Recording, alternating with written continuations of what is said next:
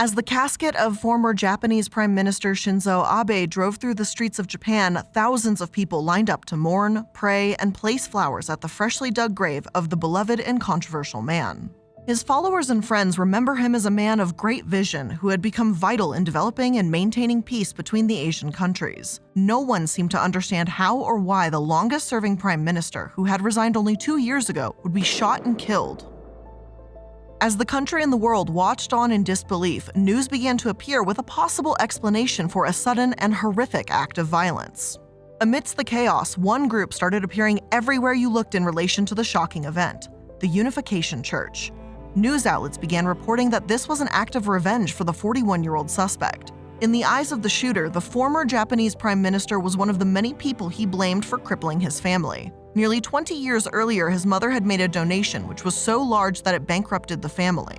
While the shooter claims that he had originally planned to go after the church leader, he turned his attention to Abe, who had become just one of the many politicians who had been associated with the group throughout the years. Shortly after the news broke, the leader of the Japanese chapter of the Unification Church, aka the Moonies, revealed to the world that the shooter's mother had in fact been a member, but refused to address the accusations that her gifts and donations had severely impacted her family's life. While the former prime minister's link to the church, who many call a cult, is documented through a video he sent 3 years prior, the leaders and many others remain bewildered by the resulting violence. As this story and its connection with the controversial organization continues to grow, it has led many people to ask the question, who exactly are the Moonies?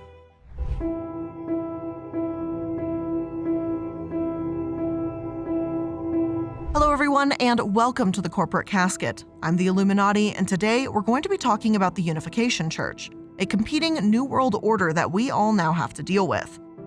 You may know them as the Moonies. The Moonies have recently taken over the news stream after a person assassinated the Japanese Prime Minister for his supposed affiliation with the group.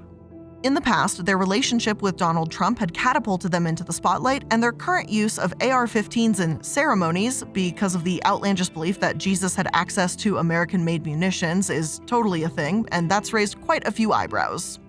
The story of the Unification Church started with Sun Myung Moon and goes back when he was just 15 years old, and I'm just gonna call him Reverend Moon from now on because, pronunciations are not my forte. At this young age, Reverend Moon proclaimed that Jesus had come to him and instructed him to embark on a special mission on Earth. He had to go to Japan and America to make the world aware of the greatness of the Korean people, and that's exactly what he did. He would face extreme discrimination and brutality while in Japan. According to him, he lost count of the number of times he was arrested, beaten, and tortured by Japanese police. And honestly, that isn't completely surprising considering he went into Japan to spout the idea that Korea was just so much better than they were. Eventually, he did come back to Korea where, again, they also weren't too fond of him and he would experience extreme hardship. Now, it was in 1948 and Reverend Moon had just returned to North Korea after years of traveling through Japan, preaching this supposed greatness and his goal to, one day, unify the world. His return to his home country was not a welcomed one, by the way. His constant preaching had raised all of the wrong types of flags in his country, and he was arrested and thrown into one of the infamously brutal labor camps within the country. There, according to him, he was beaten endlessly and continuously told that he needed to admit to his crimes. What these crimes were, I have no idea, though there is some speculation, and the speculation is that it was crimes for spying, sexual assault, and bribery, just to name a few. As the Korean War broke out, Moon remembers the walls of the prison falling, and soon, at around 2 o'clock in the morning on the next day, he walked calmly out of Hyunam prison with dignity. Shortly thereafter, he decided to start the Unification Church. From the very beginning, he set out with one key message that should be held tightly by all his followers as they worked to expand the organization. Their goal was to unify the world and save everyone from their inexplicable sins by turning the Unification Church into a world religion, followed by all. The question of how to do this was one that seemed simple enough to answer for the group: spread out. Go on missionary trips to all countries and all cities and spread the news about this great new church that allegedly hoped for world peace and a unified world order. And truthfully, good luck with that because it's a bitch of a market to break into. I should know, being the Illuminaughtii knockoff, but hey, what do I know? But this church went beyond just asking to speak to some people. For them to be successful, they had to dismantle communism, become leaders in every and all capitalistic ventures, and infiltrate the world's politics. While all of this may sound outrageously insane, they've actually been relatively successful in achieving it. And I don't know about you, but it sounds really similar to how the Empire rose to power in Star Wars. And if you know what George Lucas based all of that off of, there's that too. But hey, let's bring everyone together under one person with one way of thinking and one specific religion. What could possibly go wrong? Well, that was a rhetorical question, but the answer, of course, is a lot. A lot could go wrong. Still, the Unification Church became massive and widespread, especially after their move to the United States in the 1970s. So, how did they become so massive, and what was life like for their members?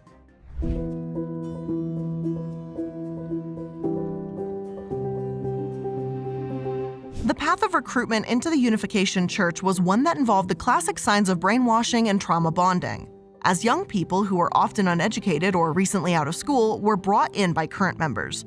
At first, the new wannabe members were showered with love and affection, otherwise known as love bombing. But soon, the mood changed. Members were told over and over that their past ways of living were sinful and deserving of punishment. But this new life would lead to unspeakable fortune, success, and fulfillment. Unfortunately, to get to that point, they would first have to complete a few mandatory steps. Stephen Hassan, who was a former member of the Unification Church, told his story of recruitment to The Guardian. He was 19 years old and was sitting in the cafeteria during the spring semester in college. Suddenly, 3 girls approached, telling him they were in a student movement and asked him if he would want to join. There didn't seem to be any red flags, and he even asked them if they were part of a religious group, and they said no, so he started going to a few meetings. It was there that he was told to drop out of school, donate his bank account, look at Moon as my true parent, and believe his parents were Satan. You know, the normal requirements for a school club. No red flags there at all. Slowly, the group started to introduce him to the teachings of the church until one day they invited him to a special evening at their headquarters, which just so happened to be a giant mansion. There, they sold him on taking a special workshop and quickly dispelled any of his concerns by asking if he was closed-minded. So they kind of got the, MLM formula down. Gaslight, gatekeep, girl boss. They sold a 40-day trip as a once-in-a-lifetime opportunity to become better, and he was told that he would regret it for the rest of his life if he refused. So again, he agreed. He was placed in a dormitory and instructed to cut off all communication with friends and family. By the end of his stay, he was hooked. For the next 2 years after that point, he worked 21 hours a day on behalf of the group, giving lectures, doing PR, recruiting new members, and fundraising. He was told he had to make at least $100 a day, and if not, he would be kept awake until he could meet that goal. Now, to me, in my, humble opinion, that sounds like torture and a blatant violation of human rights, but okay. Like the others, he was kept away from his family. Kara, who had been born into the church and later got married in a spiritual ceremony held by Reverend Moon, staunchly remembers her mom leaving her behind with a nanny for 2 years while she was on a missionary trip for the group. But this was an honor, they were told. They were spreading news and ideas that they thought would change the world. Still, the news that the organization had been ripping families apart, sending children and parents away from their homes, and their families began to ripple through society. Slowly but surely, the truth seemed to come out. In 1981, the group sued the Daily Mail in London for libel after they revealed their recruitment and predatory practices to the world. After hearing from 117 witnesses, including current members and defectors, the Moonies lost their case. Soon after, the book, The Making of a Moonie, was released by a renowned sociologist detailing how the group, or rather cult, recruited its members and grew their membership. But while all the horrifying news about the recruitment and the treatment of their members started to pop up in regular news streams and books, there was something else far more bizarre and captivating that caught the public eye. Before we talk about their shady backdoor business dealings and questionable rise in political power, let's talk about some of these weird mass marriages that took place in venues like Madison Square Garden.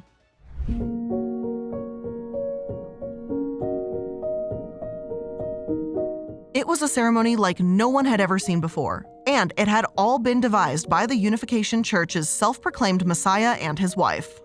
As the true parents of their followers, they bestowed what was considered to be a great honor upon thousands of people, choosing their spouses. Many of them came to the church young, full of confusion and hope that they could one day find a place to fit into the world. This is exactly what Reverend Moon offered them as he preached for love, acceptance, and of course, world peace. Decades after beginning the church, he would start the mass ceremonies to display the greatness of his new organization to the world and cement his legacy as the one and only Messiah, the true parent of his followers. Participating in a mass wedding ceremony was not handed out to just anyone. People had to show their commitment and true faith in the church and participate for years before being given the opportunity to be given a spouse. While some marriage pairings would be done with the assistance of testimonials and introductions of parents and families, others were chosen through one simple method: pairing pictures. Moon considered interracial and intercultural marriages vital to spreading his message of world peace, and found it to be one of the best methods of annihilating the barriers between cultures to create a world in which everyone becomes one. Now, while that may sound nice in theory, in practice, it's a little more complicated than that. Many of the couples did not share the same language, had no understanding of the other one's culture, and found themselves thrown into a relationship with no ability to communicate. So of course, what could possibly go wrong there? Still, when the day came, most of the thousands of couples who gathered together donning traditional Korean clothing were smiling from ear to ear. This was the day they had been waiting for. As Moon and his wife eloquently enter the massive arena, sauntering down a red carpet, they lead the thousands of couples in chanting their I do's. Together, the betrothed promise their true parents that they will pass the tradition of the church on to their children. They swear to never divorce and teach their kids to commit to sexual purity before marriage. Tens of thousands of people would participate in the unification marriage throughout the years. This spiritual ceremony wasn't legally binding, but many of them later legally married throughout the years. But there weren't any of those pesky little wedding night jitters for these new married couples either, as the tradition called for them to wait at least 40 days after the ceremony to consummate the marriage, which probably isn't the worst idea in the world given the fact that most of the couples had only known each other for a few days or weeks at most, and some didn't even speak the same language. Some were meant to wait even longer. And why, you might ask? Well, some ex-members shared that there was an expectation that they wait 3 years, and of course, recruit at least 3 members to the church. I guess having sex while married was some sort of reward for their dedication rather than just, what married couples do. While the giant nuptials caught the world's attention as one of the most bizarre traditions of the religion at the time, there was much more going on in the background. Like, did you know that couples actually had to pay for their own ticket to go? It's true. Gotta pay to play and pay to get married surrounded by thousands of other people. Suddenly, the giant tradition seems to make a bit more sense. Imagine how much dough you bring in when thousands upon thousands of couples are paying for just one day, just marrying people to the bank. You see, the Unification Church is more than just crazy traditions. It's a business, one worth hundreds of millions to billions of dollars that only continues to grow. But hey, a giant religion that's actually a billion-dollar business with huge political influence? What else is new?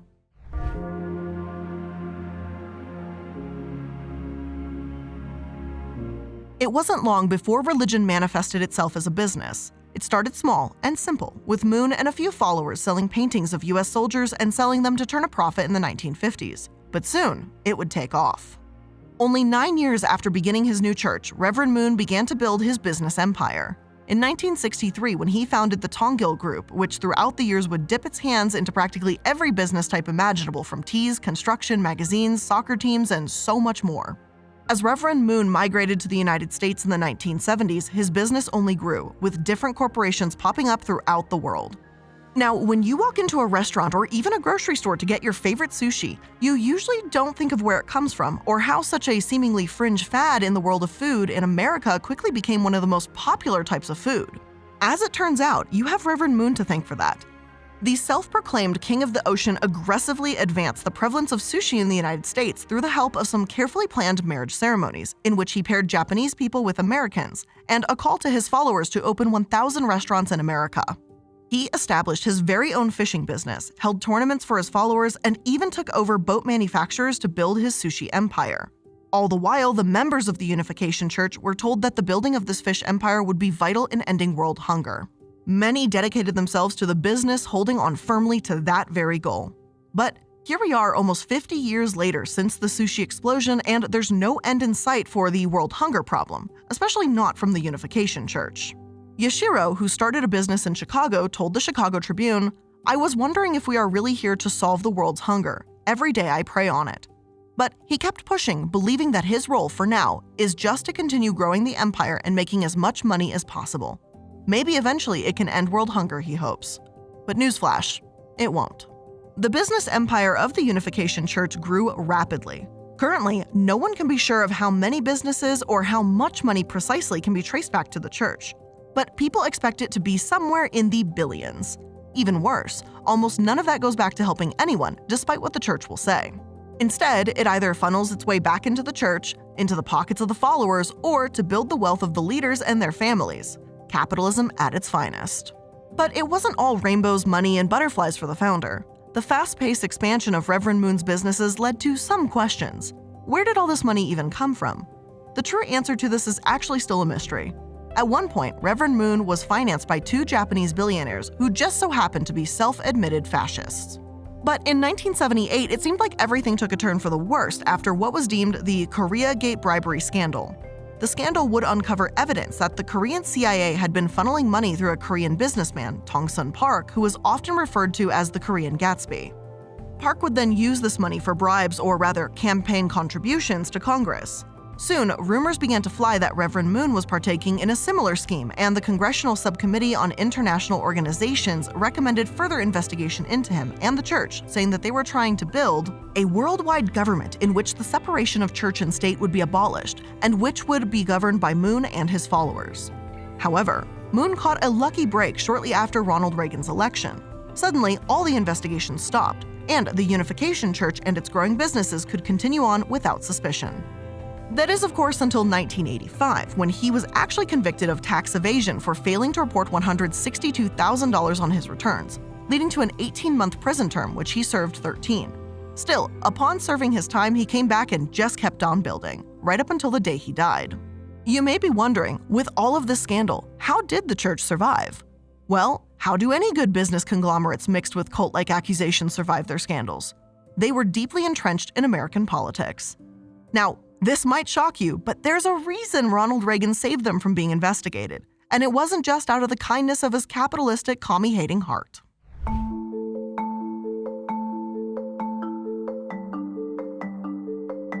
So, practically since the beginning of the Unification Church coming to the United States, they and the GOP have been best buddies thanks to the millions to billions of dollars donated to the original leader, Reverend Moon.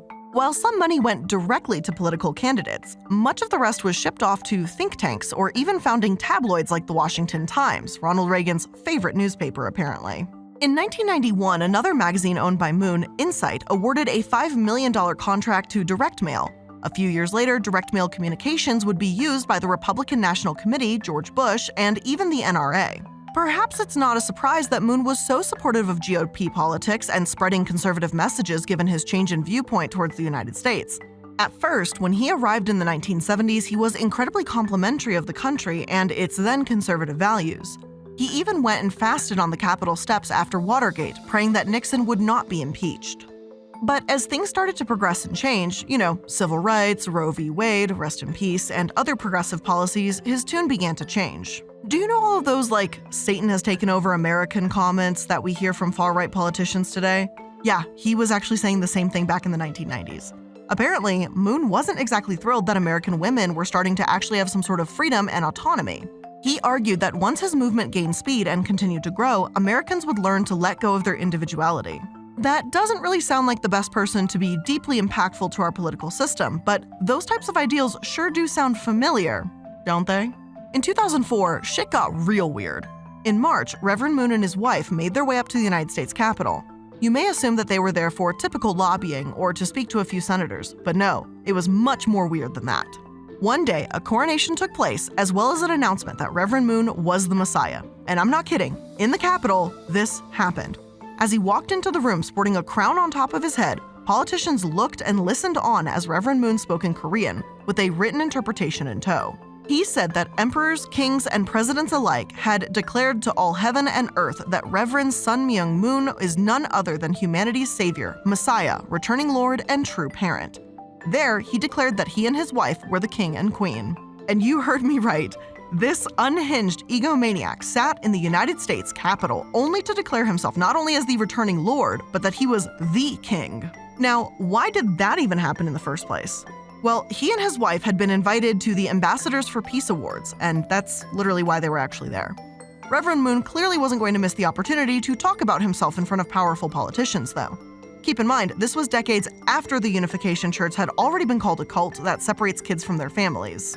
And after Moon had been in prison for tax evasion, but hey, that's all in the past, right? Well, to most politicians in attendance, it seemed like no big deal. Maybe because he was donating to their campaigns, but that's just an idea. Just a thought, just a little thinky think, nothing to really consider there, just an opinion. Even after cultivating a strong relationship with politicians and creating immeasurable, literally, footholds in the business world, something strange began to happen. It seems their scandals, mass weddings, and recruitment styles finally reached the masses, and their membership began to plummet.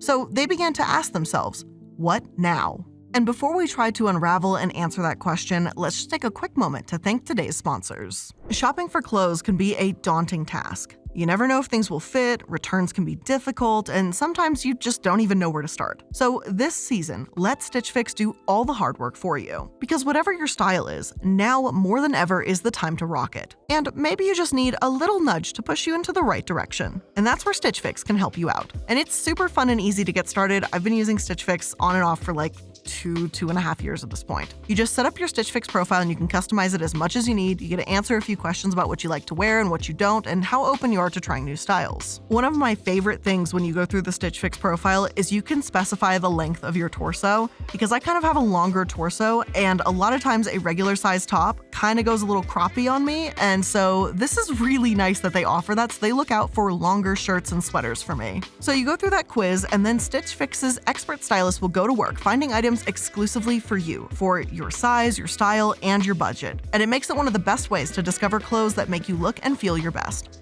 Then Stitch Fix will send you those 5 pieces to try on at home. You keep what you love, send back what you don't. Shipping, returns, and exchanges are always easy and free. So sign up today at stitchfix.com/casket to get $20 off your first purchase. That's stitchfix.com/casket to get $20 off your first purchase. This is a limited time offer, and you have to purchase within 2 days of sign up. Now, we've all been there, because seemingly out of nowhere, life's going okay, and then you get hit by an unexpected expense or bill.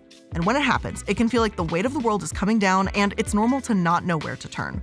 Luckily, Upstart is here to help. Upstart-powered personal loans can help you pay down high-interest debt. It's simple, easy-to-understand payment terms, and it's all done online. And it doesn't matter if you're, just consolidating high-interest debt. Maybe you're paying off credit cards, maybe you're funding a personal expense, a trip, a whatever.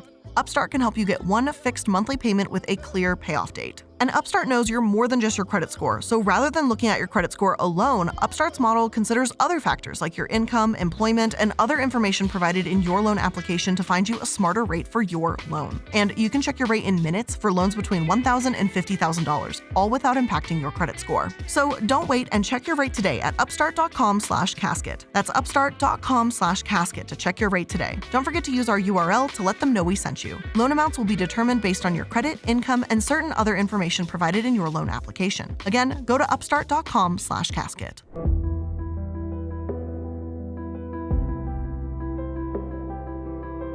To ensure their ultimate survival, the Moonies found themselves with 2 options: adapt or fall apart.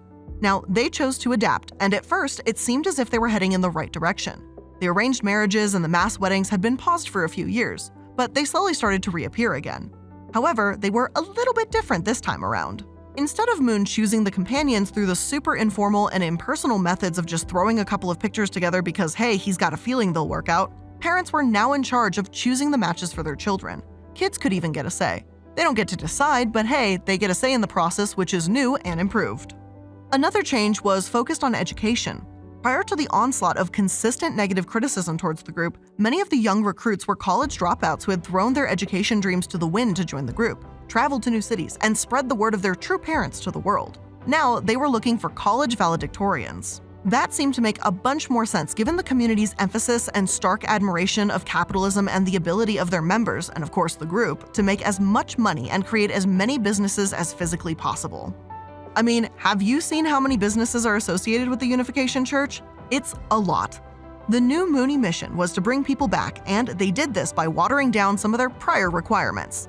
Before, most Moonies were required to give up their families and friends and sacrifice their relationships, all in the name of finding and converting as many followers as possible. Philip Shanker, a longtime member, told NPR, "Although we talk about universal love and value of the family, we sacrificed our families to the extreme." And that was Reverend Moon's emphasis. He saw himself as a person who would sacrifice to create a family and gather followers, and then he asked them to sacrifice. He put his kids through hell, like Gandhi. Gandhi did the same thing in order to move India. Reverend Moon is trying to move the world. And listen, Phil, can I call you Phil? Calling Reverend Moon like Gandhi seems like a bit of a stretch to me. I mean, Gandhi had some issues too, for sure, but he wasn't out here telling people to literally try and take over the world so it can be unified. Usually, people who say things like that aren't exactly starting giant organizations for other people. There's just a tinge of narcissism in there, just a bit. Still, Phil claimed that the church had turned 180 degrees. It's all different now, all good, no more weird things. But hey, there's more time left in the episode, so you know that there's just a bit more going on.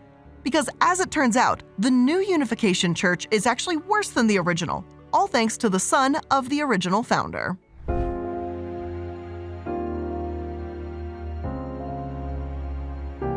In 2017, years after the death of the Messiah, Reverend Moon, his son created his own faction called the Sanctuary Church. Much of it was actually the same. The new church brought along the same ideology as the original, but added one more thing: guns. Because isn't that just what every fanatical religion needs? Sean Moon introduced AR-15s into the symbolism, ceremonies, and teachings. Why, you might ask? Well, he points to a passage in the Bible that says Jesus used a rod of iron to display his authority during the end of times. Even though AR-15s clearly did not exist at that time, Sean begs to differ. He claims that the iron rod in the thousands-year-old story was an American-made AR-15. And I'm 100% serious when I say that. Now, this absolutely insane human being believes that Jesus had an American-made AR-15. Sorry, I need to hold it together better. This was just not a thing. And also, just to have a factual moment here in this insanity, AR-15s are made of aluminum, not iron, so that rod of iron thing is kind of also debunked right there. Now, normal people have the far more understandable theory that the rod of iron was meant to symbolize a staff, and that makes sense, but no, not Sean. It was clearly a gun. So, due to this belief, AR-15s are now included in basically every type of ceremony possible, and that's to include weddings. Talk about shotgun weddings, am I right? Now, Sean wears a literal crown of bullets during ceremonies and has his very own gold-plated AR-15. It's gold now? Like, what is it? Is it a rod of gold? A rod of iron? A rod of aluminum? Like, just get the story straight, buddy. Now, of course, this belief clearly has nothing to do with the fact that his brother, Justin Moon, owns Car Arms, a gun manufacturing company. I'm sure it's just a happy little incidental coincidence. No connection to be seen here at all. In 2018, just a month after the horrific Parkland shooting in Florida, the church decided to have one of these delightful gun-heavy marriages, or commitment ceremonies in a Pennsylvania church. There, with some members adorning AR-15s and of course bullet crowns, 250 people were spiritually married. But hey, the guns weren't loaded apparently, so no cause for fear. All is well, kiddos. And I say kiddos not as a joke, as a nearby elementary school had to close the day of the ceremony for safety concerns. Yeah, if a couple of 100 people who quite literally worship guns miraculously appeared down the street from my school draped in AR-15s and bullet crowns, I'd probably close the school down too, especially right after Parkland. Then in 2021, they found themselves in news yet again when our favorite former US president appeared at one of the meetings for the worst-timed political speeches ever.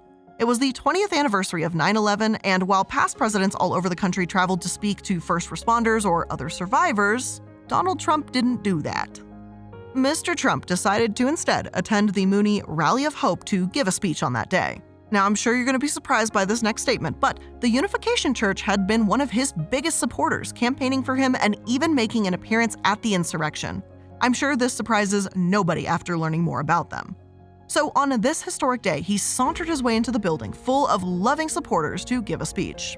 While there, he congratulated the group on their efforts throughout the years to unify the world, and because he'll never miss an opportunity to talk about his absolute awesomeness, took credit for minimizing the threat of North Korea, who had been testing missiles while he took the presidency. So it seems the Moonies' political connections still run quite deep. This cult, perhaps, is one of the biggest we've ever covered. It spans multiple countries and has decades of powerful influence over international politics, business, and interpersonal connections. The assassination of the Japanese prime minister has shocked the world and has in turn catapulted the cult back into the mainstream news media. Maybe this will lead to a better understanding of the group, or maybe it will just be quietly swept under the rug like all of their past newsworthy moments. But with all of that being said, that is where we are currently ending today's episode of The Corporate Casket. If you learned something new today, make sure that you're liking, following, and subscribing. And when you're subscribing, especially on YouTube, make sure to hit that bell notification icon. That way you get notified every time there's a new upload. I want to thank you for spending some of your time here with me today. I really do appreciate it, and I look forward to entertaining you once again in the next episode. Bye!